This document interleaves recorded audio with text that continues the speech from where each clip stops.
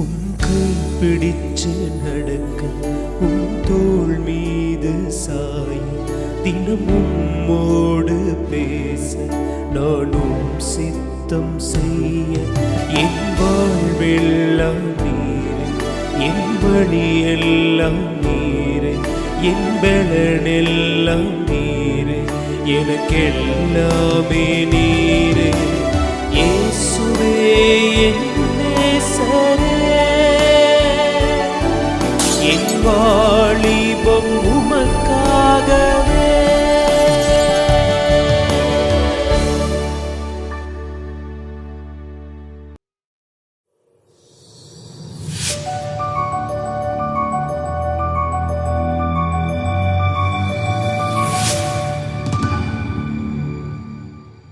கர்த்தருக்குள் பிரியமானவர்களே, இந்த கண்மணியின் கேள் புரோகிராம் மூலமாக உங்களை எல்லாரும் சந்திப்பதிலே ரொம்ப சந்தோஷம் அடைகிறோம். இந்த நாளிலும் கூட உங்களோடு கூட பேசும்படியாய் தெரிந்து கொண்ட ஒரு வசனம்,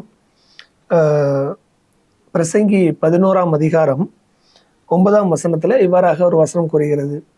பிரசங்கி 11:9, வாலிபனே, உன் இளமையிலே சந்தோஷப்படு, உன் வாலிப நாட்களில் உன் இருதயம் உன்னை பூரிப்பாக்கட்டும், உன் நெஞ்சின் வழிகளிலும் உன் கண்ணின் காட்சிகளிலும் நட, ஆனாலும் இவர்கள் எல்லாவற்றிலும் தேவன் உன்னை நியாயத்திலே கொண்டு வந்து நிறுத்துவார் என்று அறி. அன்பானவர்களே, இந்த ப்ரோக்ராமை கேட்டுக்கொண்டிருக்கிற வாலிப சகோதர சகோதரிகளே, அன்றவர் சொல்ற ஒரு வார்த்தை, உன் வாலிப நாட்களில் உன் சிருஷ்டிகரன் என வேதம் அழகாக கூறுகிறது. தீங்கு நாட்கள் வராததற்கு முன்னே. ஒருவேளை நம்ம இந்த நாட்களில் ரொம்ப சந்தோஷமா இருக்கலாம், வாலிப நாட்களில் நமக்கு ஒரு பிரச்சனை இல்லை, ரொம்ப சந்தோஷமா இருக்கலாம்னு நினைக்கலாம். இந்த வேதம் கூறுகிறது, தீங்கு நாள் வராததற்கு முன்னே உன் தேவனை நினைச்சிரு. அதான் பிரசங்கி சொல்றாரு, வாலிபனே உன் இளமையில சந்தோஷப்படு, ரொம்ப சந்தோஷமா இரு, நல்லதுதான். ஆனால் ஆண்டவருக்குள்ளாக இருந்துட்டோம் அப்படின்னா நமக்கு ஒரு பிரச்சனை இல்லை. ஆண்டவருக்குள்ளாக இருந்தோமானால், ஆண்டவரோடு இருந்தோமானால், ஆவியானவரோடு இருந்தோமானால், நான் சொல்றேன் நமக்கு ஒரு பிரச்சனை இல்லை. ஆனால் ஆண்டவரை விட்டு வெளியே நம்ம போய் இருந்தோமானா நம்மளுடைய அது ஒரு பெரிய சந்தோஷத்திற்கு ஒரு பெரிய கேள்விக்குறி. ஏன்னு பார்த்தீங்கன்னா, jolly life is not a holy, but holy life is a jolly life. நம்ம ஆண்டவரோடு இருக்கும்போது நிச்சயமாக சொல்கிறேன், கர்த்தர் உங்களை நிச்சயமாக ரொம்ப சந்தோஷமாக வச்சுருப்பார், ரொம்ப மகிழ்ச்சியாக வச்சுருப்பார். ஒரு 2 காரியங்களை, ஒரு காரியத்தை சொன்னால் உங்களுக்குள்ளே புரியும் சொல்லி ஒரு சாட்சியை மாத்திரம் உங்களோடு நான் சொல்ல ஆசைப்படுறேன். நேபாள் தேசத்தில் ஒரு ஏழை குடும்பத்தில் ஒரு பெண் பிறந்தா. ரொம்ப ஏழ்மை குடும்பம், ஆனால் நல்ல ரொம்ப அழகான பெண். 2019 ஆண்டு தான் அவள் உலகத்துக்கு, இந்த நேபாள் தேசத்து அந்த நாட்டிற்கு வெளியே தெரிய ஆரம்பிக்கா. ரொம்ப அழகான சகோதரி. அவளுடைய விடாமுயற்சி, கடின உழைப்பு, இதன் நிமித்தமாக 2020 ஆண்டுல அவள் மிஸ் நேபாள் என்கிற பட்டத்தை வாங்குறாள். மிஸ் நேபாள். அந்த அளவுக்கு ரொம்ப அழகான ஒரு பெண்மணி. அது மாத்திரமல்ல, அந்த தேசத்தில் உள்ள சினிமா டைரக்டர்ஸ், ப்ரொடியூசர்ஸ், இன்னும் அட்வர்டைஸ்மெண்ட் இருக்கிறவங்க எல்லாரும் அந்த பிள்ளைய கூப்பிட்டு, எங்களுடைய விளம்பரத்தில் நடிங்க, எங்களுடைய படத்தில் நடிங்க, எங்களுக்கு ஆட் பண்ணுங்கன்னு சொல்லி அவளை அவ்வளவு பேரும் அவளுடைய வீட்டிற்கு வாசலிற்கு முன்பாக வந்து நிற்கத்தக்கதாக, அந்த அளவுக்கு ஒரு பெரிய நல்ல அழகான நல்ல அவளுடைய தோற்றம் எல்லாம் நீங்கள் பார்த்தீங்கன்னா, நீங்கள் யூடியூப்பில் போய் இல்லைன்னா அவளுடைய பயோகிராஃபி எடுத்து பார்த்தா தெரியும். அவளுடைய பேர் நிஷா கிம்ரி என்கிற ஒரு அழகான நேபாள் தேசத்து பெண். அவளுடைய வாழ்க்கையில் ரொம்ப சந்தோஷமாக அவளோட லைஃப் கடந்து போய் கொண்டு இருக்கிறது. ரொம்ப சந்தோஷமாக இருக்கா. இளம் வயது, நல்ல சந்தோஷமான வாழ்க்கை நல்லா போயிட்டு இருக்கும் போது ஒரு நாளில் அவளுக்கு 2020ஆம் ஆண்டில் ஒரு மிஸ் நேபாள்ங்கிற பட்டத்தை வாங்குறா. ரொம்ப அழகான பெண் என்பதெல்லாம் நிறைய ஆட்ஸ், நிறைய காரியங்கள். ஆனால் ஒரு நாளில் ஒரு விபத்துக்குள்ளாக விபத்து அவளுக்கு ஏற்பட்டது. அந்த விபத்து நிமித்தமாக அவள் ஆஸ்பத்திரியில் சேர்க்கப்படுறா. கிட்டத்தட்ட இருக்கிற பணங்கள் எல்லாம் அவளுக்கு செலவாகுது. அவனுடைய இருந்த சம்பாதித்த பணங்கள் எல்லாத்தையும் செலவழிக்காங்க. ஒரு நாட்களில் அவளுடைய பெற்றோர் அவளை கைவிடுற வேண்டிய சூழ்நிலை. உறவினர்கள் கிட்டத்தட்ட யாரெல்லாம் அவள் ப்ரொடியூசர்ஸ்லேருந்து பெரிய பெரிய டைரக்டர்லாம் வந்து இருந்தவங்க எல்லாரும் அவளை கைவிடுறாங்க. அவளுக்கு இருந்த ஒரே நண்பர் மாத்திரம் அவளை ஆதரித்து அவளுக்கு உதவி செய்து கொண்டிருந்தார். அவர் நிறைய பேர்ட்ட கேட்டாங்க, இப்படி வந்து உங்களுக்கு அவள் சரியாகி உங்களுக்கு நிறைய படத்தெல்லாம் நடிப்பான்னு சொல்லி சில படங்கள் கேட்கும்போது எல்லாரும் அவளை கைவிட்ட சூழ்நிலை. எல்லாரும் அவளை கைவிட்டுட்டாங்க. மனுஷர்கள் எல்லாரும் கைவிட்டு அவளை விட்டு பெரிய அழகி மிஸ் நேபாள்ங்கிற பட்டத்தை வாங்கின பெண். ஆனால் அவளுடைய அந்த ஒரு வருடம் தாண்டி அவளுடைய ஃபோட்டோவை பார்த்தீங்கன்னா ரொம்ப அசிங்கமாக கேவலமாக அவளை பார்க்கவே முடியாது. அந்த அளவுக்கு மோசமான சூழ்நிலை தள்ளப்பட்டா. இறுதியாக டாக்டர் கைவிடப்பட்டு 2021 அவள் மரித்து போனாள். ஏன் சொல்கிறேன் அப்படின்னா, அழகு அது நிலைக்காது. நம்ம நினைக்கலாம் ஒரு நாட்களில் நம்ம ரொம்ப அழகாக இருக்கோம், இல்லைன்னா நம்மளுடைய திறமை இருக்குது, நம்மளுடைய தாளந்து, நம்மளுடைய படிப்பு, நம்மளுடைய பணம், எங்கள் அப்பா எனக்கு நிறைய இது பண்ணியிருக்காங்க, என்னுடைய அழகு அப்படின்னு சொல்லி நினைக்கலாம். ஆனால் நான் சொல்கிறேன், அந்த அழகு ஒன்றுக்கும் உதவாது. மிஸ் நேபாள் என்கிற பட்டத்தை சூடின ஒரு பெண் தன்னுடைய வாழ்க்கையில் இழந்து போனான். எத்தனையோ நடிகைகள் நான் சொல்ல முடியும், எத்தனையோ நடிகைகள் தன்னுடைய வாழ்க்கையில் கடைசி நாட்களில் அவங்க மரணத்தில் சூசைட் பண்ணிட்டு ஒரு வெறுமையாக வாழ்க்கையில் ஒரு அவங்க வெறுமையை உணர்வதை நம்மளால் பார்க்க முடியும். அன்பானவர்களே, வாலிப சகோதரியே, நான் சொல்கிறேன், வாலிப நாட்களில் சந்தோஷமாக இரு. ஆனால் அந்த வேத வசனம் அழகாக கூறுகிறது, உன் நிலைமையிலே சந்தோஷப்படு, உன் வாலிப நாட்கள் இருதயம் உன்னை பூரிப்பாக்கட்டும், உன் கண்ணின் காட்சிகளிலும் உன் நெஞ்சின் மலையில் எல்லாத்தையும் நட. ஆனாலும் ஏண்டு அதுக்கு முடிவு உண்டு. தேவன் ஒரு நாளில் உன்னை நியாய தீர்ப்பில் கொண்டு நிறுத்துவார் என்றாரி. ஒரு நியாய தீர்ப்பு உண்டு. இந்த உலகத்தின் முடிவில் ஒரு நியாயம் உண்டு, நியாய தீர்ப்பு, ஒரு ஜட்ஜ்மெண்ட். அந்த நாளில் ஆண்டவர் உன்னை கொண்டு நிறுத்துவார். நீ என்ன செஞ்ச, நன்மை செஞ்சிருந்தா அதற்கேற்ற பலனையும், ஒருவேளை தீமை செஞ்சிருந்தா அதற்கேற்ற பலனையும் நிச்சயமாக கர்த்தர் உன்னிடத்தில் கொடுப்பா. நீ யோசிச்சு பாருங்க, யோசேப்புங்கிற வாலிபன் அவன் வாலிபன் தான். அவனுக்கு நிறைய ஆசைகள் இருக்கும், அவனுக்கு நிறைய ஆசாபாசங்கள் உண்டு, எல்லாம் உண்டு. ஒருவேளை நம்ம சொல்லலாம், இந்த வாலிப நாட்கள் அப்படிதான் இருக்கும், ரொம்ப சந்தோஷமா இருக்கலாம். இந்த வாலிப நாட்களை நான் ஆண்டவருக்கு கொடுக்கணுமா, இந்த வாலிப நாட்களில் சந்தோஷமா இருக்கு, நான் இருக்குதுன்னு அழைக்கப்பட்டிருக்குன்னு சொல்லலாம். ஆனால் வாலிபனாகிய யோசேப்பு தன்னுடைய வாலிப நாட்களிலே ஆதியாகமம் 39 அதிகாரத்தில் 37 அதிகாரத்தில் வாசித்து பார்த்தா அவனுடைய அண்ணன்மார் எல்லாரும் தப்பு பண்ணுறான். இருக்கிற அண்ணன்மார் 10 பேரும் தப்பு பண்ணுறாங்க, விரோதமாக இருக்காங்க, அப்பாவுக்கு தெரியாமல் சில காரியங்களை பண்ணுறாங்க. ஆனால் யோசேப்பு மாத்திரம் அவன் சொல்ல, நான் என்ன செய்ய மாட்டேன், தகப்பனாருக்கு விரோதமாய் பாவம் செய்ய மாட்டேன், நான் பொய் சொல்ல மாட்டேன், அப்பாவுக்கு நான் உண்மையாக இருப்பேன்னு சொல்லி சொன்ன காரணத்தினால பாருங்க, கர்த்தர் அவனை ஆசீர்வதித்தார். முதல்ல அவன் ஒரு நல்ல குவாலிட்டி பார்த்தீங்கன்னா, அவன் என்ன செய்யலைன்னா அம்மா அப்பாவை ஏமாத்தலை. இந்த சத்தத்தை கேட்டுக்கொண்டு இருக்கிற அன்பு சகோதரன் சகோதரியே, அம்மா அப்பாவை நீங்கள் ஏமாத்தாதீங்க. உங்களுக்கு கொடுத்த நல்ல அம்மா அப்பா, அவங்கள நீங்கள் ஏமாத்துனீங்கன்னு நான் சொல்கிறேன், அது உங்களை நீங்கள் ஏமாத்துக்கிறதுக்கு சமமாயிரும். ஒருவேளை நீங்கள் அவங்கள ஏமாத்தலாம் நினைக்கலாம், இல்லை உங்களுடைய வாழ்க்கை முடிவு ரொம்ப அது எப்படி இருக்குன்னு நம்ம சொல்ல முடியாது. அதனால் இந்த நாளில் நம்ம சத்தத்தை கேட்டுக்கொண்டு இருக்கிற சகோதரியே, நான் சொல்கிறேன், அம்மா அப்பாவை ஏமாத்தாதீங்க. அம்மா அப்பாவுக்கு உண்மையாக இருங்க. எந்த காரியம்னாலும் அம்மா அப்பாட்ட சொல்லுங்கள். உங்களுக்கு எந்த காரியம் இருந்தாலும் உங்களை நேசிக்கக்கூடிய, உண்மையாக நேசிக்கக்கூடிய ஆட்கள் உங்கள் அம்மா அப்பா தான். அதனால் அம்மா அப்பாவை நீங்கள் ஏமாத்தாதீங்க. அம்மா அப்பாவை ஏமாத்தாமல், யோசேப்பு தான் அப்பாவுக்கு உண்மையாக இருந்தான். சகோதரிகள் ஒருவேளை இப்போ எல்லாரும் இருந்தாங்க. நீங்கள் நினைக்கலாம், ஐயோ உலகமே சந்தோஷமாக தான், நான் மட்டும் எப்படி அதிலேருந்து வெளியே வர முடியும்? யோசேப்பு அப்படி தான் இருந்தான். நீங்கள் நல்லா புரிஞ்சுக்கணும் ஒரு காரியம், நீங்கள் ஆண்டவரோடு இருந்தால் உலகம் உங்களை நேசிக்காது. ஏசப்பா உங்களை அதிகமாக நேசிப்பார், ஆனால் உலகம் உங்களை நேசிக்காது. அதிலே கண்டுபிடிச்சிடலாம் நீங்கள் ஆண்டவரோடு இருக்கீங்களா இல்லையான்னு. ஆண்டவரோடு இருக்க பழகுங்க. இந்த உலகம் உங்களுக்கு ஒரு சந்தோஷத்தை கொடுக்காது. இந்த உலகில் எல்லாருமே ஒரு அவங்க விரும்புகிற ஒரு காரியம், நான் சந்தோஷப்படணும், நான் சந்தோஷமாக இருக்கணும், ஒரு சமாதானம் வேணும். ஒருவேளை வாலிப நாட்களில் அனைவரும் சந்தோஷமாக இருக்கிற மாதிரி நடிப்பாங்க. ஆனால் வீட்டில் வந்தவர் பார்த்தா நிறைய சகோதரனை பேசும்போது அவங்க சொன்ன காரியம் ஒரு எம்டி, என்னை யாருமே நேசிக்கலை, எனக்குள்ள ஒரு வெறுமை இருக்குது, என்னை யாரும் நேசிக்கலை, என்னை யாரும் புரிஞ்சுக்கிடலை. நான் சொல்கிறேன், உங்களை புரிந்து கொண்ட ஒரே நபர் இயேசு மாத்திரம்தான். உங்களை முழுமையாக புரிந்து கொண்டவர், உங்களை உண்மையாக நேசிக்கக்கூடிய நபர் உங்கள் அம்மா அப்பா. நான் சொல்கிறேன், உங்கள் அம்மா அப்பாவுக்கு உண்மையாக இருந்து பாருங்கள். பைபிள் வசனம் அழகாக சொல்லு, உண்மையுள்ள மனுஷன் பரிபூர்ண ஆசீர்வாதங்களை பெறுவான்.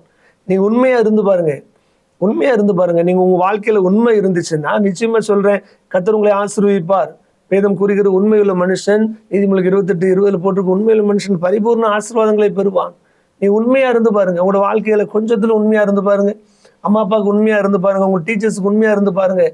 உங்களுடைய செய்கிற காரியங்களில் நீங்கள் என்ன இதில் இருந்தாலும் பரவாயில்ல, உண்மையாக இருந்து பாருங்கள். ஆண்டவர் சொல்ல, நீ கொஞ்சத்துல உண்மையா இருந்தா உன்னை அநேகத்துல அதிகாரி ஆக்குவேன். நீ கொஞ்சத்துல உண்மையா இருந்து பாரு, அநேகத்துல கர்த்தர் உன்னை அதிகாரியாக, நான் சொல்ல, உன்னோட லைஃப் ரொம்ப ஒரு பியூட்டிஃபுல் லைஃபா கண்டிப்பா ஆண்டவர் மாற்றுவார். யோசேப்பு வாழ்க்கையில பாருங்க, அவன் கொஞ்சத்துல உண்மையா இருந்தான். அவனுக்கும் வாலிப நாட்கள்ல அவனும் அவங்க அண்ணன்மார் கூட சேர்ந்து ஜாலியா லைஃப்பை என்ஜாய் பண்ணியிருக்கலாம். ஆனா இல்லை, நான் அப்படி இருக்க முடியாது. வேதம் கூறுகிறது, எல்லாவற்றையும் அனுபவிக்க எனக்கு அதிகாரம் உண்டு, ஆனால் எல்லாம் எனக்கு தகுதியாயிராது. எல்லாத்தையும் அனுபவிக்கலாம் உலகத்துல, எல்லாம் எனக்கு ஒண்ணு, இதுல என்ன தப்பு, இதுல என்ன தவறா, இதுல ஒண்ணும் இல்லைன்னு நினைக்கலாம். ஆனா நான் சொல்றேன், அது எல்லாம் நமக்கு தகுதியாயிராது, எல்லாம் பக்தி விருத்தி உண்டாக்காது. வாலிப நாட்கள்ல வேதம் அழகா, உன் சிருஷ்டிக்கிற நினை, உன் வாலிப நாட்கள்ல வேதம் அழகா கூறுகிற பிரசங்கில, தீங்கு நாட்கள் வராததற்கு முன்னே, ஒருவேளை ஒரு தீங்கு நாள் வரும், நீ செய்கிற நிமித்தமாக, நீ செய்கிற காரிய நிமித்தமாக நன்மையும் வரும் தீமையும் வரும். இந்த மனுஷன் எதை விதைக்கிறானோ அதையே அறுப்பான். நீ என்ன விதைக்கீங்களோ அதை அறுப்பீங்க. இந்த வாலிப நாட்களில் அன்பானவர்களை உண்மையா இருந்து பழகுங்க. வாலிப நாட்களில் ஆண்டவரோடு இருக்கிற நீங்க, ஆண்டவர் நான் உண்மையா இருப்பேன் ஏசப்பா, எங்க அம்மா அப்பா உமக்கு நான் உண்மையா இருப்பேன். முதலாவது யோசேப்பு பாருங்க, அவனோட வாழ்க்கையில உண்மையா இருந்தான். ஒருவேளை அவன் விற்கப்பட்டான், குழியில தள்ளப்பட்டான். போத்திபார் வீட்டில் அவர் மனைவி அவளை டெய்லி அவனோடு கூட பேசுவா, வா நம்ம சந்தோஷமா இருக்கலாம், வா, யாரும் பார்க்கல, யாருமே கிடையாது வீட்டில், யாருமே இல்லை, என்னையும் உன்னையும் தவிர வேறு யாரும் கிடையாது. நீங்கள் நினைக்கலாம், நம்மளை யாருமே பார்க்கல, செல்ஃபோனில் நம்ம செய்கிற காரியங்கள் யாருக்கும் தெரியாது, நம்ம டெலிட் பண்ணிடலாம், இல்லைன்னா நம்ம பண்ணுற தவறுகள் யாருக்கும் தெரியாதுன்னு நினைக்கலாம். நான் சொல்கிறேன், நீ மனுஷனை ஏமாத்திடலாம், ஆனால் ஏசப்பாவை ஏமாற்ற முடியாது. அவர் பார்த்துட்டு தான் இருக்கார், உன்னை பார்த்துட்டு தான் இருக்க. உன் பக்கம் நீ தவறு செய்யும்போது உன் பக்கத்தில் தான் இருக்கார். நீ தவறு செய்யும்போது உன் பக்கத்தில் இருந்து வேதனைப்பட்டுட்டு இருக்கிறார். மறுபடியும் நம்ம சிலுவையில் அவரை அறையிறோம்.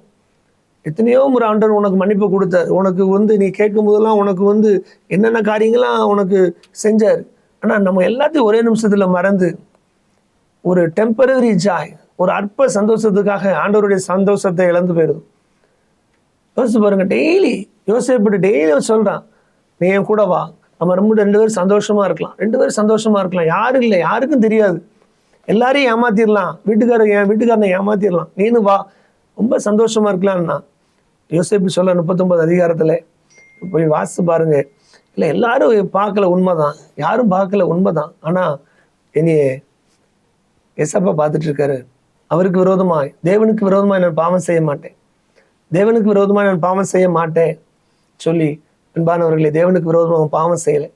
செய்யறது மாத்திரமல்ல, அவ மறுபடியும் கூப்பிடும்போது அந்த இடத்தை விட்டு நவுண்டு போயிட்டான். கற்றுக்கொள்ள வேண்டிய ஒரு பாடம். நீங்க பாவத்துக்கு எதிர்த்து நிற்கவே முடியாது.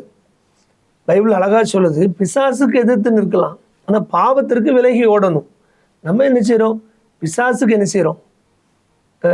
பிசாசுக்கு எதிர்த்து நிற்காம பிசாசு விட்டு ஓடி போயிடும். ஆனா பாவத்திற்கு என்ன எதிர்த்து நிற்கும்? பைபிள் அப்படி சொல்லலை. நீங்க பிசாசுக்கு எதிர்த்து நில்லுங்கள், பாவத்திற்கு விலகி ஓடணும்.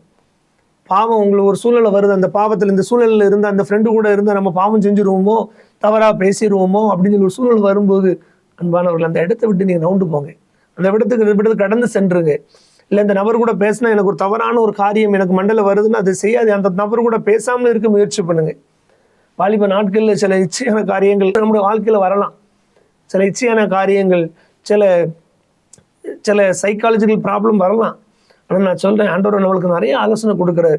ஒருவேளை உனக்கு அப்படிப்பட்ட சூழ்நிலை வருமானா அந்த இடத்த விட்டு நவுண்டு போயிரு, அந்த இடத்துல நிற்காத. வேதம் அழகாக கூறுகிறது, நீ அந்த இடத்துல நிற்காத. யோசேப்பு தான் பாவத்தை விட்டு விலகி ஓடி போயிட்டான்.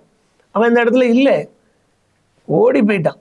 நான் சொல்கிறேன், அவன் தன்னை காத்து கொண்டான், பரிசுத்தமாய் காத்து கொண்டான். ஏன் பார்த்து கொண்டான்? ஏசப்பா என்னை பார்த்துட்டு இருக்கிறாரு, ஏசப்பா என் கூட இருக்கிறார் என்கிற ஒரு உணர்வு. நான் சொல்கிறேன், ஏசப்பா உங்கள் கூட இருக்கிறார், உங்கள் கூட தான் இருக்கிறார். ஒருவேளை நம்மளுக்கு சூழ்நிலைகள் தலைகளாக மாறலாம். யோசிப்போட வாழ்க்கையில் சின்ன வயதில் ஆண்டவர் உனக்கு வாக்கு கொடுத்தார், நான் உயர்த்துவேன், சகோதரர் முன்பால் உன்னை உயர்த்துவேன், தாய் தப்பன் முன்பாக உன்னை உயர்த்துவேன்னு சொன்னது நடக்காமல் இருந்திருக்கலாம். ஆனால் அவன் காத்திருந்தான், பொறுமையோடு இருந்தான். ஆண்டவரை முறுமுறுக்கல, ஏன் ஆண்டவர் ஏன் இப்படி நடந்துச்சு எனக்கு? இல்லை, நான் சொல்ல ஒரு காலம் உண்டு. 1 பேதுரு 5:6 போட்டிருக்கு, 5ஆம் அதிகாரம் 6ஆம் வசனத்தில், ஏற்ற காலத்திலே உங்களை உயர்த்தும்படிக்கு. ரொம்ப முக்கியம். வாலிப நாட்களில் கற்றுக்கொள்ள வேண்டிய முக்கியமான பாடம் ஏற்ற காலம். ஒரு காலம் உண்டு, ஏற்ற காலம் உண்டு. இந்த ஏற்ற காலத்தில் தேவன் உங்களை உயர்த்துவார். அது முடிய நீங்கள் காத்திருக்கணும், அது முடிய நீங்கள் பொறுமையாக தான் இருக்கணும். அது எவ்வளோ ஹவுலாங் தெரியாது, எவ்வளோ நாட்கள் தெரியாது, அதான் ஏசப்பாவுக்கு மாத்திரம்தான் தெரியும். ஆனால் உயர்த்துவார். ஆபிரகாமை தேவன் ஆசீர்வதித்தார். எவ்வளவு நாள் யோசிச்சு பாருங்க. தானியேல் அடிமையாக கொண்டு வரப்பட்டான், கர்த்தர் உண்மையாக இருந்தான், கர்த்தர் அவனை ஆசீர்வதிச்சார். எவ்வளவு நாள் தெரியல.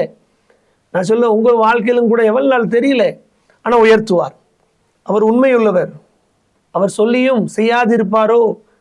கண்டிப்பாக சொன்னால் செய்வார். உங்களோட வாழ்க்கையில் நிச்சயமாக ஆசீர்வதிப்பார். வாலிப சகோதரியை கர்த்தர் நிச்சயமாக ஆசீர்வதிப்பார். எனக்கு தெரிஞ்ச ஒரு அக்கா உண்டு, அவரோட வாழ்க்கையில் ஆண்டவரை ஏற்றுக்கொண்டாங்க. ஆண்டவரை அறியாத ஒரு குடும்பத்திலிருந்து வந்தவங்க. தன்னுடைய தாய் தப்பன்மார் இறந்து போனாங்க. தன்னுடைய பாட்டி வீட்டில் வளர்க்கப்பட்டால். அந்த அக்காவுக்கு 25 வயசு.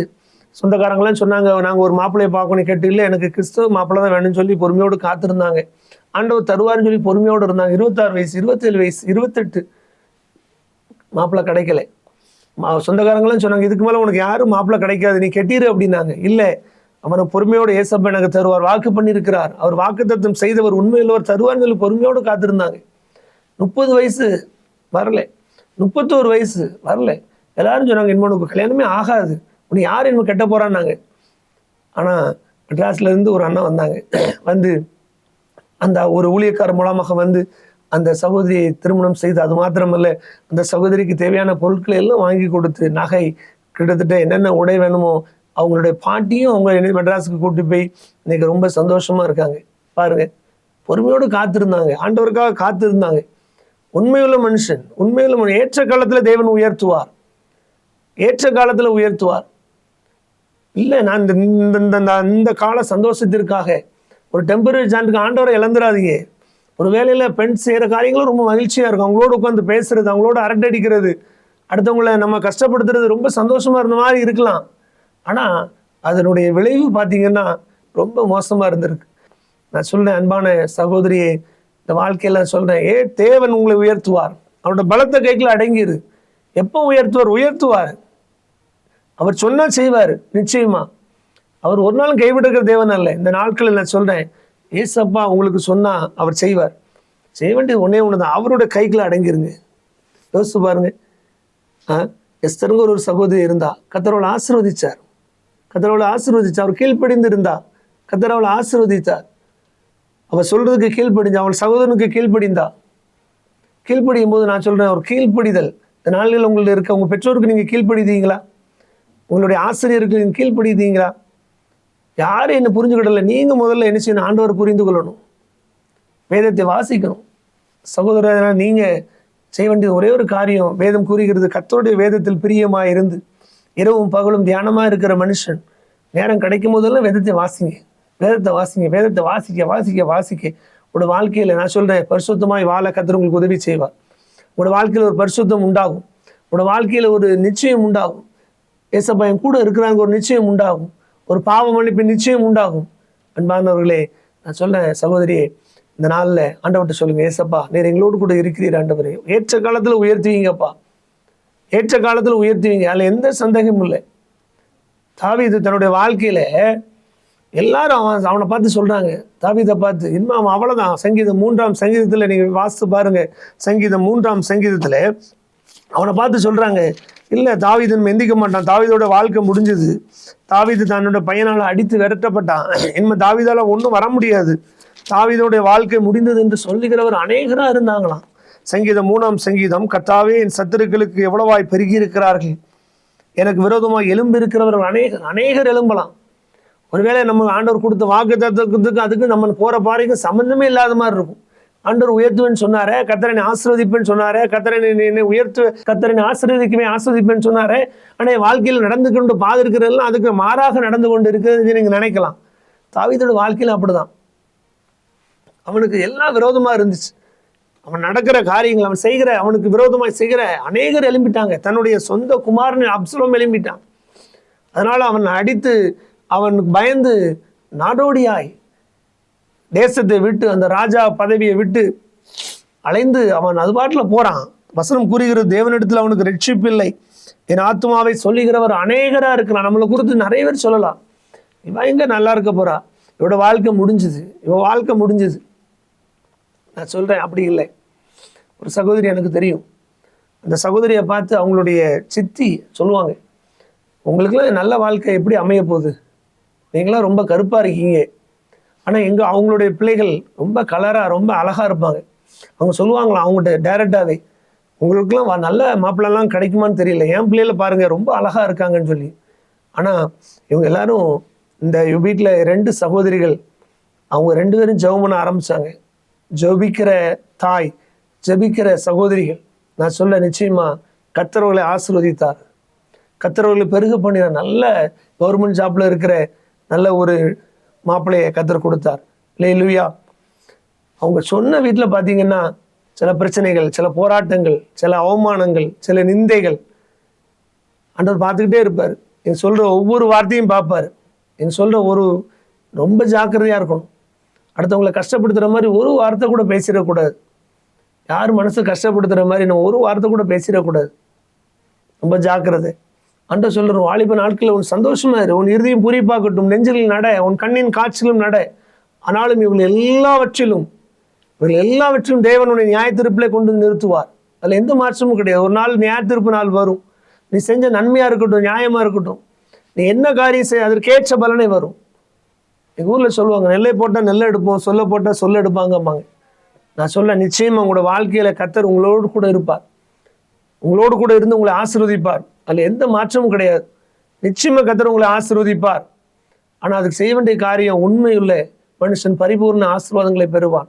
யோசேப்பு போல தனக்கு கொடுக்கப்பட்ட காரியங்களிலே ஆண்டவர் வாக்கு பண்ணது உண்மைதான். தகப்பனாருக்கு உண்மையாக இருந்தான். ஆண்டவருக்கு விரோதமாய் பாவம் செய்ய மாட்டேன்னு சொல்லி தீர்மானம் பண்ணி கொண்டான். அவன் இருக்கிற இடத்துல அவன் நல்ல வேலை செஞ்சான். நீங்கள் 39 ஆதியாகமம் 39 அதிகாரத்தில் வாசித்து பார்த்தீங்கன்னா, யோசேப்பு அவன் செய்வதெல்லாம் கர்த்தர் வாய்க்க பண்ணான். செய்வதெல்லாம்னா அவன் எல்லாம் வேலை செஞ்சான். நீங்களும் நான் சொல்கிறேன், உங்களுக்கு என்ன கைக்கு நேருகிறதோ அதை பலத்தோடு செய்யுங்க. உன் கைக்கு நேருகிறது எதுவோ அது ஒரு பலத்தோட பிரசங்கி 10-19 வசனம் கூறுகிறது. உன் கைக்கு நேருகிறது எதுவோ, உங்கள் அம்மா அப்பா என்ன பொறுப்பு கொடுத்து உங்கள் வேலையில் இருக்கிற இடத்துல உண்மையாக இருங்க. நீங்கள் உண்மையாக இருந்து பாருங்க, நிச்சயமாக கர்த்தர் உங்களை ஆசீர்வதிப்பார். அவருடைய பலத்த கைக்குள்ள அடங்கி இருந்து பாருங்க. ஏசப்பா நீங்கள் என்ன சொல்லிக்கலாம் அதை செய்கிறேன், நீங்கள் என்ன சொன்னாலும் பரவாயில்ல ஏசப்பா, எப்போ எங்களை உயர்த்துமோ உயர்த்துங்க, அது முடிய உங்களுடைய சத்தத்திற்கு நாங்கள் கீழ்ப்படிவோம், உங்களோடு கூட நாங்கள் இருப்போம் ஏசப்பா அப்படின்னு சொல்லி ஆண்டவர் சத்தத்திற்கு கீழ்ப்படிங்க. உங்களோட திருமண வாழ்க்கையாக இருக்கட்டும், எதிர்கால காரியங்களாக இருக்கட்டும், நிச்சயமாக கர்த்தர் உங்களை ஆசீர்வதிப்பார். அதில் எந்த மாற்றமும் கிடையாது. ஆண்டவர் காத்துருங்க. ஆண்டவரே, நாங்கள் என்ன செய்ய சித்தமாக இருக்கிறீர், எங்களுக்கு ஏற்ற ஒரு மணமகனை கொண்டு வரும், எங்களோட வாழ்க்கை ஆசீர்வாதமாக இருக்கணும். ஏன் எங்கள் குடும்பத்தில் ஒரு பிரச்சனை, செல்லத்தில் பிரச்சனையாக இருக்கலாம், போராட்டமாக இருக்கலாம், யாருமே எனக்கு உதவி செய்ய யாரும் இல்லைன்னு நினைக்கலாம். நான் சொன்னேன், ஏசப்பா உங்களோடு கூட இருக்கிறார். அவர் உங்களுக்கு ஒரு பெரிய பிளான் வச்சுருக்காரு. ஒரு சின்ன பிளான் இல்லை, ஒரு பெரிய பிளான் வச்சுருக்காரு. பெரிய பிளான் பண்ணி வச்சுருக்காரு. உங்களோட எதிர்காலத்தை குறித்து ஒரு பெரிய பிளான் இருக்குது. நான் நிச்சயமாக சொல்கிறேன், கர்த்தர் உங்களை ஆசீர்வதிப்பார். யோசிச்சு பாருங்க, இந்த மிஸ் நேபாள் நிசா கிம்ரி வாழ்க்கையில் ரொம்ப அழகு, ரொம்ப நல்லா அவளை தேடி நிறைய பேர் வந்திருந்தாங்க அழகாக இருக்கும்போது. ஆனால் ஒரு ஆக்சிடென்ட் ஆகி அவளுடைய வாழ்க்கை முடிஞ்சு போன பிறகு எல்லாரும் அவளை கைவிட்டுட்டாங்க. ஒருவேளை அவள் ஆண்டவரை அறிந்தானால் கர்த்தர் அவளை ஆசீர்வதித்திருப்பார். அவளை ஆண்டவரை அறியாமல் அவள் இறந்து போனாள். நான் சொல்ல, இந்த வாழ்க்கையில் உங்களோட வாழ்க்கையிலும் கூட நீங்கள் எதை நம்பி இருக்கீங்க? உங்களோட அழகையா, உங்களோட படிப்பையா, இல்லை எங்கள் அப்பா நல்ல பெரிய பணம் செல்வந்தர், அவங்க எனக்கு நல்ல மாப்பிள்ளை பார்த்துருவாங்க, இல்லை. நான் சொன்னேன், ஆண்டவருக்கு காத்துருங்க. ஆண்டவர்கிட்ட சொல்லுங்க, ஆண்டவரை எங்களை உயர்த்துங்கப்பா, எஸ்அப்பா எங்களை உயர்த்துங்க, நாங்கள் உண்மையாக இருக்க எங்களுக்கு உதவி செய்யுங்க, கொஞ்சத்தில் எங்களுக்கு என்ன பொறுப்பு இருக்கோ அதில் உண்மையாக இருக்கணும் எஸ்அப்பா, எங்களை ஆசீர்வதிங்கன்னு சொல்லி பாருங்க. நிச்சயமாக சொல்கிறேன், எஸ்அப்பா உங்களை ஆசீர்வதிப்பார். உங்களோட வாழ்க்கையில் நிச்சயமாக கர்த்தர் உயர்வை கட்டளையிடுவார். அதற்கு பொறுமையோடு காத்திருங்கள், அதுக்கு பொறுமையோடு இருங்க. உங்களோட வாழ்க்கையில் காணப்பட வேண்டிய முக்கியமான ஒரு காரியம் பொறுமையோடு. தானியோட வாழ்க்கையில் பார்த்தீங்கன்னா அடிமையாக கொண்டு வரப்பட்டான். அவனுடைய உண்மையாக இருந்தான், ஆனால் அடிமையாக கொண்டு வரப்பட்டு அந்த அடிமையான சூழ்நிலையிலும் கர்த்தர் அவனை ஆசீர்வதித்தார். கர்த்தர் அந்த இடத்துல அவனை பெருக பண்ணினார். ராஜாவோட கண்களை கர்த்தர் தயவு கிடைக்க பண்ணினார். யோசேப்பை பாருங்க, உண்மையாக இருந்தான். போத்திபாரோட வீட்டில் கர்த்தர் அவனை ஆசீர்வதிச்சார். அந்த சிறைச்சாலையில் இருக்கும்போது கர்த்தர் அவனை ஆசீர்வதிக்கிறார். அங்கேருந்து நேராக அவன் கிட்டத்தட்ட அரண்மனைக்கு கொண்டு போகப்பட்டான். அங்கேயும் கர்த்தர் அவனோட ராஜாவுடைய கண்களை தயவு கிடைக்க பண்ணினார். கர்த்தர் அவனை ஆசீர்வதித்து ராஜாவுக்கு அடுத்த ஸ்தானத்தில் அவனை கொண்டு போய் அமர பண்ணினார். எஸ்தருடைய காரியங்களை பாருங்க, எஸ்தரும் உண்மையாக இருந்தான், தன்னுடைய சகோதரனுக்கு கீழ்ப்படிந்தா, அவளையும் கர்த்தர் ஆசீர்வதிச்சா. அது மாத்திரமல்ல, அவளுக்கு மாத்திரமல்ல, தன்னுடைய யூத குலத்திற்கே அவள் ஆசீர்வாதமாக மாறினாள். யோசேப்போட வாழ்க்கையில் தன் சகோதரருக்கு மாத்திரமல்ல, அந்த தேசத்திற்கு எகிப்து தேசத்திற்கு முழுவதும் ஒரு சாப்பாடு கொடுக்கிற, அவர்களோட பசியை ஆற்றுகிற ஒரு பெரிய ஒரு ஆசீர்வாதமாய் கர்த்தர் அவனை மாற்றினார். கர்த்தர் அவனுக்கு ஒரு தரிசனத்தை கொடுத்து, அந்த ராஜாவுக்கு கொடுத்து, அதனை சொப்பனத்தை வெளிப்பாட கொடுத்து கர்த்தர் அவனை ஆசீர்வதித்தார். நான் சொல்றேன், கர்த்தர் உங்களையும் ஆசீர்வதிப்பார். கர்த்தர் உங்களுக்கு நிறைய சொப்பனங்களை கொடுப்பார். நிறைய உங்களை கொண்டு கர்த்தர் பெரிய காரியங்களை செய்வார். உங்களுக்கு மாத்திரம் இல்லை, உங்கள் குடும்பத்துக்கு மாத்திரம் இல்லை, உங்களை தெருவுக்கு மாத்திரம் இல்லை, அந்த தேசத்திற்கு கர்த்தர் உங்களை ஆசீர்வாதமாக வைப்பார். செய்ய வேண்டியது ஒன்றே ஒன்று, ஆண்டவரே நாங்கள் உண்மையா இருப்போம். எங்களுக்கு கொடுக்கப்பட்ட எந்த காரியமா இருக்கட்டும், எந்த காரியமா இருக்கட்டும், எல்லாம் கண்ணின் காட்சிகள் நெஞ்சின் வழிகள் நடந்தாலும் பரவாயில்ல ஏசப்பா. அதனால ஒரு நாள் உண்டு, நியாயத்தீர்ப்பு நாள் உண்டு. அதில் நான் நியாயத்திற்கு என்னை கொண்டு போவீருங்கிற நிச்சயம் நமக்கு வேண்டும். அந்த நாளில் நம்ம வெட்கப்பட்டு போயிடக்கூடாது. வாலிப சகோதரியே, காலம் கடைசி நாட்களில் வந்திருக்கோம். இனி காலம் செல்லாது, இனி காலம் செல்லாது. நான் சொல்றேன், தாவீதோட வாழ்க்கையில எப்படி கர்த்தர் அவனை ஆசீர்வதிச்சாரோ. எல்லாரும் சொன்னாங்க, இல்லை அவனை தாவீதோட லைஃப் முடிஞ்சது, அவன் முடிஞ்சான், இனிமே தாவீதை எழுந்திருக்க முடியாது, அவனுக்கு விரோதமா எலும்பு இருக்கிற அநேகன்னு சொன்னாங்க. ஆனாலும் வேதம் கூறுகிறது, தாவீது சொல்றான் சங்கீதம் 3:3, ஆனாலும் கர்த்தாவே நீர் என் கேடகம், என் மகிமையும், என் தலையை உயர பண்ணுகிறவர், என் தலையை உயர பண்ணுகிறவர். யாரும் என்னன்னு சொல்லிட்டு போட்டு எனக்கு பிரச்சனை இல்லை, ஆனா கர்த்தர் என் கூட இருந்தா போதும். என்னை ஆசீர்வதிக்கிற யாருன்னு எனக்கு தெரியும். தாவீதுக்கு ஒரு நிச்சயம் இருந்து தாவீது சொல்றான், யார் என்னும் சொல்லிட்டு போட்டும், ஆனாலும் கர்த்தாவே. இவங்க சொல்றதெல்லாம் உண்மைதான், அப்படிதான் என் சூழ்நிலை இருக்கு, காரியங்கள் எல்லாம் அப்படிதான் இருக்கு. ஆனா தாவீது சொல்றான், ஆண்டவரே நீர் என் கர்த்தாவே, நீர் என் கேடகமும், என் மகிமை, என் தலையை உயர்த்துகிறவர். நான் சொல்றேன், இந்த நாளில் கர்த்தர் உங்கள் தலையை உயர பண்ணுவார். கர்த்தர் உங்களுக்கு ஆசீர்வாதங்களை கட்டளையிடுவார். என்ன பிரச்சனை இருக்க, சில நோய்கள் இருக்கலாம், சில பிரச்சனைகள் இருக்கலாம், என்ன பிரச்சனை இருந்தாலும் பரவாயில்ல, கர்த்தரை தேடி பாருங்க, கர்த்தருக்கு முதலிடத்து கொடுத்து பாருங்க, வேதத்தை வாசிங்க, ஜெபம் பண்ணுங்க. அதிகாலையில் என்னை தேடுகிறவன் கண்டடன் வேதம் கூறுகிறது. அதிகாலையிலிருந்து கர்த்தருடைய சமூகத்தில் காத்திருந்து, ஆண்டவரே எங்களுக்கு இந்த காரியங்களை செய்யுங்க, எங்கள் எதிர்காலத்தை பொறுப்படுத்திக் கொள்ளுங்க. இந்த சின்ன பிரச்சனைகளுக்கு, சில நோயோடு இருக்கலாம், சில பிரச்சனைகளோடு இருக்கலாம், எனக்கு உதவி செய்ய யாரும் இல்லை தவித்து கொண்டு இருக்கலாம். நான் சொல்றேன், ஏசப்பாட்ட வந்து பாருங்க, ஆண்டவரே எங்களுக்கு உதவி செய்யுங்கன்னு சொல்லுங்க. ஏசப்பா நீங்க எங்களுக்கு உதவி செய்யுங்க, நீங்க இந்த பிரச்சனையிலிருந்து எங்களுக்கு ஒரு விடுதலையை தாங்க, இந்த காரியங்கள்லேருந்து எங்களுக்கு ஒரு விடுதலையை தந்துருங்க ஏசப்பா, எங்களுக்கு இந்த உதவியை செஞ்சிருங்க, ஆண்டு எதிர்காலத்தை பொறுப்படுத்திக் கொள்ளுங்க, நல்ல ஒரு மாப்பிள்ளை கிடைக்க எனக்கு உதவி செய்யுங்க ஏசப்பா, இந்த சின்ன நோய் இருக்கு, இந்த நோயிலிருந்து எனக்கு விடுதலை கொடுங்க, இந்த குழப்பம் இருக்கு, இந்த பிரச்சனை இருக்கு, இந்த போராட்டம் இருக்கு, இந்த அவமானம் இருக்குன்னு சொல்லி பாருங்க. நிச்சயமே சொல்றேன், நீங்க கேட்கும் போது நிச்சயம் ஆண்டவர் சொல்றாரு, ஆண்டவர்கிட்ட எல்லாரும் வரும்போது ஃபுல்லா வியாதியஸ்தல் வரும்போது ஆண்டவர் சொன்ன ஒரு காரியம், என்னால் செய்ய முடியும் விசுவாசிக்கிறீங்களா? நான் சொல்ல, ஆண்டவர்கிட்ட சொல்லுங்க, ஆண்டவரே நீங்க செய்ய முடியுங்க விசுவாசிக்க, ஒரு வார்த்தை சொல்லு ஆண்டவரே, எங்களோட வாழ்க்கையில ஒரு வார்த்தை மாத்திரம் சொல்லுங்க. அந்த வேலைக்காரன் பார்த்து வேலைக்காரன் சொல்றான், ஆண்டவரே ஒரு வார்த்தை சொல்லி வேலைக்காரன் சொஸ்தமாவான். அந்த எஜமான் சொல்ல, வேலைக்காரன் இருக்கிற அந்த எஜமான் சொல்றான், ஒரே ஒரு வார்த்தை சொல்லும், என் வேலைக்காரன் சொஸ்தமாவான். நான் சொல்ல, அந்த நாட்கள்ல ஆண்டவரை பார்த்து, ஆண்டவர் ஒரு வார்த்தை சொல்லுங்கப்பா, ஒரே ஒரு வார்த்தை சொல்லுங்க. என்னோட வாழ்க்கையில அவர் சொல்ல ஆகும், அவர் கட்டளையிட நிற்கும், அவர் சொன்னா போதும், அவர் கட்டளையிட நிற்கும். இந்த நாளில் அன்பான சகோதரனே சகோதரியே, கர்த்தருடைய கிருபையினால கர்த்தர் உங்களை நிச்சயமா ஆசீர்வதிப்பார். கர்த்தர் உங்களோடு கூட இருக்கிறார். ஒரே ஒரு சாட்சியை மாத்திரம் சொல்லி நான் உங்களுக்காக ஜெபித்து முடிக்க ஆசைப்படுறேன். நீங்க கிட்டத்தட்ட பாகிஸ்தான் தேசத்துல ஒரு பெண்மணி, அவங்களுடைய பேரு குல்சான் எஸ்தர். குல்சான் எஸ்தர் நல்ல ஒரு பணக்கார குடும்பத்தில், ஒரு முஸ்லீம் மார்க்கத்தில் அவள் பிறந்தவள். இவர் பிறந்த சமயத்தில் அவளுடைய தாயார் மரித்து போனாங்க. அவள் பாட்டியினால் வளர்க்கப்பட்டால், நல்ல ஒரு பணக்கார குடும்பம்தான். அவளுக்கு ஒரு சின்ன வயதில் அவளுக்கு ஒரு டைஃபாய்டு காய்ச்சல் வந்த காரணத்தினால அவளுடைய வலது கை அவள் சூம்பி, அந்த கை அவளுக்கு செயல்படாமல் போனது. கொஞ்ச நாள் வலது கால் அதுவும் செயல்படாமல் போயிடுச்சு. அவளால் என்ன செய்யணும்னு தெரியல. அவளால் டாக்டர்கிட்ட கூப்பிட்டு போகிறாங்க, முடியல. அவங்க அப்பா பெரும் பணக்காரர், லண்டன் பட்டணத்துக்கு கூப்பிட்டு போகிறாரு, அங்கே போய் ட்ரீட்மெண்ட்லாம் பண்ணுறாங்க. டாக்டர் சொல்லிட்டாங்க, எங்களால் ஒன்றும் முடியாது, இவளுடைய அது படிப்படியே சரியாகும், நீங்கள் ப்ரே அப்படின்னு சொல்லி அனுப்பிட்டாங்க. இந்த கடவுளை நம்புங்க அப்படின்னு சொல்லி அனுப்பிட்டாங்க. அவள் 5 நேரம் அவளுடைய தெய்வத்தை கும்பிடுகிற ஒரு மகள். அவள் கும்பிட்டுக்கிட்டே இருக்கா. தன்னோட வாழ்க்கையில் ஒன்றுமே நடக்கலை.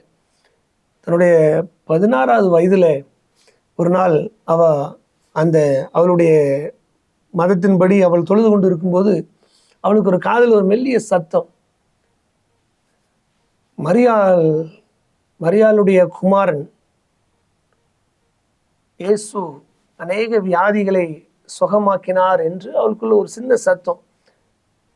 அப்போ அவளை எடுத்து அவள் எடுத்து வாசம் மிரியம், வேதத்தின் அவங்களுடைய மார்க்கத்தின்படி மிரியமோட மகன் இயேசுவா அப்படின்னு சொல்லி அவள் அந்த காரியங்கள் காதில் விழுந்தபடினால அவள் எடுத்து வாசிக்க ஆரம்பிக்கா. ஏசப்பா செய்த அற்புதங்களை வாசிக்க, அநேக குருடர்களை அவர் குணமாக்கினது, அநேக சப்பானிகளை சொஸ்தப்படுத்தினது, மரித்தவர் உயிரோடு எழுப்பினது, அந்த காரியங்கள்லாம் வாசிக்கும்போது அவளுக்குள்ள ஒரு விசுவாசம், அவளுக்கு ஒரு நம்பிக்கை. என் வாழ்க்கையிலும் இப்படிப்பட்ட காரியங்களை என்ன செய்வார், அந்த குல்சான் எஸ்தர் அந்த சகோதரியோட வாழ்க்கையிலும் ஒரு நம்பிக்கை வருது. அப்போ என்னுடைய வாழ்க்கையில இப்படியாக இயேசு சுகமாக்குவாரா அப்படிங்கிற ஒரு பெரிய ஒரு கேள்விக்குறியோடு அவள் 5 நேரம் தொலை ஆரம்பிச்சவா 5 நேரம் இப்போ முழங்கால் படிட்டு ஜெபிக்க ஆரம்பிக்கா. 16 வயசுலேருந்து 19 வயசு முடியும் ஜெபிச்சுக்கிட்டே இருக்கா. அவளோட வாழ்க்கையில ஒரு அற்புதம் நடக்கலை, ஒரு அசைவு இல்லை, சின்ன இம்ப்ரூவ்மெண்ட் கூட இல்லை. ஆனால் தன்னுடைய 19வது வயதுல ஒரு நாள் அதிகாலையில ஆண்டவர் சமூகத்தில், ஆண்டவரே இயேசுவே இப்படி நிறைய அற்புதங்களை செஞ்சீங்கன்னு சொன்னீங்களே, என் காதில் இப்படி ஒரு சத்தம் துணிக்கப்பட்டுச்சே, ஆனால் நானும் 3 வருஷமா 4 வருஷமா நான் ப்ரேயர் பண்ணிக்கிட்டே இருக்கேன், என்னோட வாழ்க்கையில எந்த அற்புதம் நடக்கலை, யாரும் எனக்கு உதவி செய்ய முடியல, என்னுடைய நாளுக்கு நாள் என்னோட உடம்பு மோசமான நிலைமைக்கு போய் கொண்டு இருக்கிறது, என்ன செய்யணும் எனக்கு தெரியலையே, இந்த சாவை தவிர வேற வழியே இல்லையான்னு சொல்லி புலம்பி அழுது அதிகாலை நேரத்துல ரொம்ப கண்ணீரோடு ஜெபம் பண்ணினாலாம். அப்பொழுது அந்த அறையில 12 தூதர்களோடு ஆண்டவருடைய பிரசனம் காணப்பட்டு, ஆண்டவர் அப்படி வெள்ளை ஒரு வெள்ளைன்னு ஒரு ரூபம் அந்த அந்த அந்த அறைக்குள்ள கடந்து வந்து அந்த அறை முழுவதும் பிரசனத்தினால நிரம்பிச்சான். அப்படி சொன்னாரா, நான் தான் இயேசு, உன்னை நான் சந்திக்க வந்திருக்கிறேன், உன்னை நான் சுகப்படுத்த வந்திருக்கிறேன்னு சொல்லி அந்த நாளில் அந்த குல்சான் எஸ்தருக்கு ஆண்டவர் தன்னை வெளிப்படுத்தினாராம். எழுந்து வா அப்படின்னாராம். அவளால் எந்திக்க முடியல. மறுபடியும் எழுந்து வா, அவள் ட்ரை பண்ணாலும் அவளால் முடியலையா. மறுபடியும் சொன்னாராம், எழுந்துரு அப்படின்னு சொல்லும் போது அவள் எழுந்து தன்னுடைய சரீரத்தில் ஒரு சுகத்தை பெற்றுக்கொண்டு ஆண்டவர் சொன்னாராம், நான் செய்த அந்த அற்புதத்தை உன்னுடைய இனத்தாருக்கும் உன்னுடைய தேசத்திற்கும் போய் சொல்லுன்னு சொன்ன உடனே அவள் அந்த நாளிலிருந்து ஆண்டவரை சொல்ல ஆரம்பிச்சா.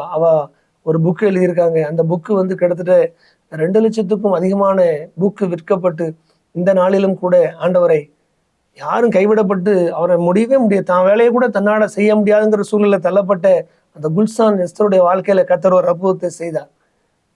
3-4 வருஷம் ஆண்டவரை தேடிக்கிட்டே இருந்தா, ஒரு அசைவு இல்லை.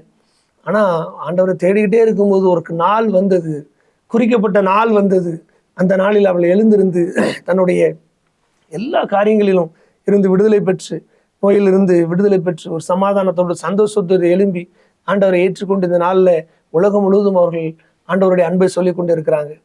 நான் சொல்றேன், அன்பான சகோதரி, ஒரு நாள் உண்டு, ஏற்ற காலம் உண்டு. இந்த ஏற்ற காலத்துடைய காத்துரு, ஏற்ற காலத்துல தேவனும் உயர்த்துவார். அது செய்ய வேண்டியது ஒண்ணு தான், உண்மையுள்ள மனுஷன் பரிபூர்ண ஆசீர்வாதங்களை பெறுவான். நம் கண்களை மூடி ஜெபம் செய்வோம். நல்ல தகப்பனே, அன்புள்ள இயேசப்பா, இந்த சத்தத்தை கேட்டுக்கொண்டு இருக்கிற உங்களுடைய பிள்ளைகளை கர்த்தர் ஆசீர்வதிக்க முடியாது ஜெபிக்கிறோம். ஆண்டவரே, என்னென்ன பிரச்சனைகளோடு போராட்டங்களோடு இருக்கிறாங்களோ அந்த பிரச்சனைகள்லேருந்து கர்த்தர் ஒரு விடுதலை கொடுக்க முடியாது ஜெபிக்கிறோம். இயேசப்பா, ஒருவேளை சந்தோஷம் இல்லாமல் சமாதானம் இல்லாமல் என்னை புரிந்து கொள்ள யாருமே இல்லை என்று தவித்து கொண்டிருந்தா கர்த்தர் இந்த பிள்ளைகளுக்கு ஒரு சமாதானத்தை கொடுத்து சந்தோஷத்தை கொடுத்து கர்த்தர் உண்மையுள்ளவர்கள் கர்த்தர் பாதுகாத்து வழிநடத்துகிற நல்ல தேவன். ஆண்டவரே, கொஞ்சத்தில் உண்மையுள்ளவர்களை அநேகத்தில் அதிகாரியை மாற்றுகிற தேவன். யோசேப்புடைய வாழ்க்கையில கர்த்தர் அவனுடைய எல்லா காரியத்திலும் கர்த்தர் கூட இருந்து ஆசீர்வதிச்சிங்கப்பா. பாவத்திற்கு விலகி இருந்தது போல அந்த பிள்ளைகள் பாவத்திற்கு விலகி பரிசுத்தமாய் காத்துக்கொள்ள உதவி செய்யுங்கப்பா. ஒரு எஸ்தரை போல ஒரு கீழ்ப்பிடிந்து தன்னுடைய சகோதரருக்கு கீழ்ப்பிடிந்தது போல பெற்றோருக்கு கீழ்ப்பிடிக்கிற ஒரு அனுபவத்தை தர முடியாது செபிக்கிறோம். கர்த்தர் தாமே இந்த பிள்ளைகளை கர்த்தர் ஆசீர்வதிக்க முடியாது செபிக்கிறோம். எங்களை நிரந்தரமான ஆண்டவரே சந்தோஷத்தை இந்த பிள்ளைகளுக்கு கர்த்தர் கொடுக்க முடியாது செபிக்கிறோம். என்ன தேவைகளோடு ஆண்டவரே எதிர்பார்ப்போடு இந்த இதை கேட்டுக்கொண்டு இருக்கிறார்களோ அந்த எதிர்பார்ப்புல கர்த்தர் வாய்க்க பண்ணுவீராக. ஏற்ற காலத்துல தேவன் உயர்த்தும்படிக்கு உடைய பலத்த கைக்குள்ள அடங்கியிருக்க கர்த்தர் உதவி செய்ய போற கிருபைக்காய் சோதரம். இதை கேட்டுக்கொண்டிருக்கிற எல்லாரையும் கர்த்தர் ஆசீர்வதிங்க. உடைய கரம் கூட இருந்து வழி நடத்தட்டும். ஆசீர்வதியும் ஆண்டவரே. இவளுடைய கண்ணீரை காண்கிற தேவன் ஆண்டவரே, கண்ணீரை கண்டு இவளுக்கு பதில் கொடுக்க முடியாது செபிக்கிறோம். கர்த்தர் தாமே ஆசீர்வதித்து வழி நடத்துங்க, உயர்த்துங்க. மகிமையின் தேவன் இவளுக்குள்ளே இருந்து தேவைகள் எல்லாம் சந்திங்க. என்ன தேவைகளோடு இருக்கிறார்களோ ஆண்டவரே நல்ல ஒரு கணவன் வேண்டும் என்று ஜெபித்து கொண்டிருந்தாலும் நல்ல கணவனை கத்தர் கொடுக்க முடியாது ஜெபிக்கிறோம். நல்ல ஒரு மணமகனை கத்தர் ஏற்படுத்தி தர முடியாது ஜெபிக்கிறோம். வியாதியோடு இதை கேட்டுக்கொண்டிருந்த அந்த வியாதியிலிருந்து கத்தர் நாள் விடுதலை கத்தர் கொடுக்க முடியாது ஜெபிக்கிறோம். கத்தர் அப்படியே உங்களுடைய கரத்தினாலே தொட்டு சொஸ்தமாக்க முடியாது ஜெபிக்கிறோம். குணப்படுத்த முடியாது ஜெபிக்கிறோம். உடைய மகிமையின் பிரசன்னம் அவர்கள் மீது ஆண்டவரை அமர்ந்து ஆண்டவரே உடைய மகிமையினாலே அவர்களை நிறைக்க முடியாது ஜெபிக்கிறோம். காத்துக்குள்ளும் வழி நடத்தும். இனிமேல் ஆண்டவர் வேதத்தை வாசிக்க ஜெபம் செய்ய பாவத்திற்கு விலையிருக்க உதவி செய்யுங்க. இயேசுவின் மூலம் ஜெபிக்கிறோம் எங்கள் ஜீவனுள்ள நல்ல பிதாவே, ஆமென். God bless you. கர்த்தர் உங்களை ஆசீர்வதிப்பார். தொடர்ந்து ஜெபம் பண்ணுங்க. நிச்சயமா கர்த்தர் உங்களை ஆசீர்வதிப்பார். God bless you.